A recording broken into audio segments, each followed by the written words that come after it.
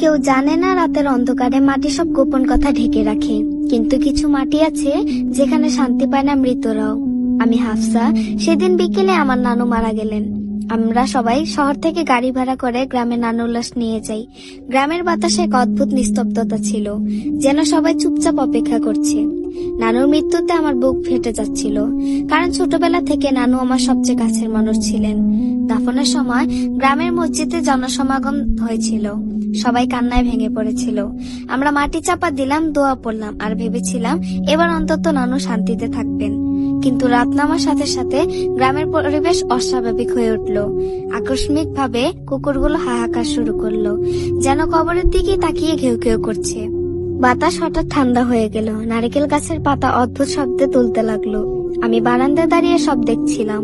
তখন আমি জানতাম না এই রাতটা আমাদের জীবনের সবচেয়ে ভয়ঙ্কর রাত হয়ে যাবে।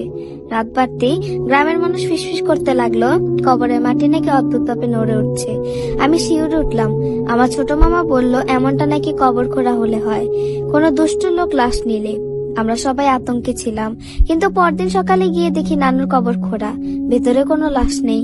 আমার মাথা ঝিমঝিম করতে লাগলো, যেন বুকের ভেতর থেকে সবকিছু হারিয়ে গেল।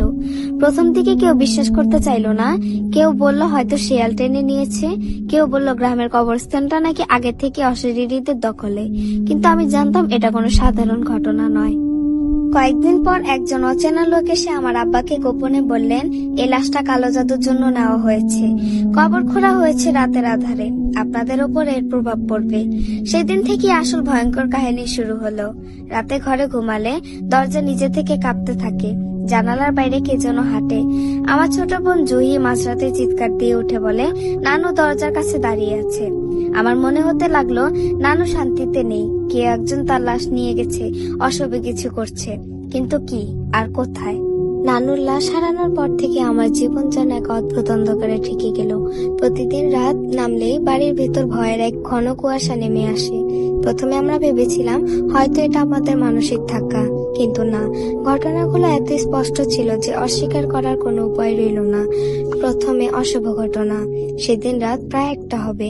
হঠাৎ ঘরের বাতি নিভে গেল। অন্ধকারে আমি, মা আর ছোট বোন জুহি একসাথে বিছানায় বসেছিলাম। হঠাৎ জানালার বাইরে কে যেন কাঁদছিল। হাফসা, দরজা খোলো, খুব ঠান্ডা লাগছে। শুনেই আমার বুক কেঁপে উঠল, কারণ সে কণ্ঠটা একেবারেই নানুর মতো শোনাচ্ছিল। কিন্তু নানু তো মৃত।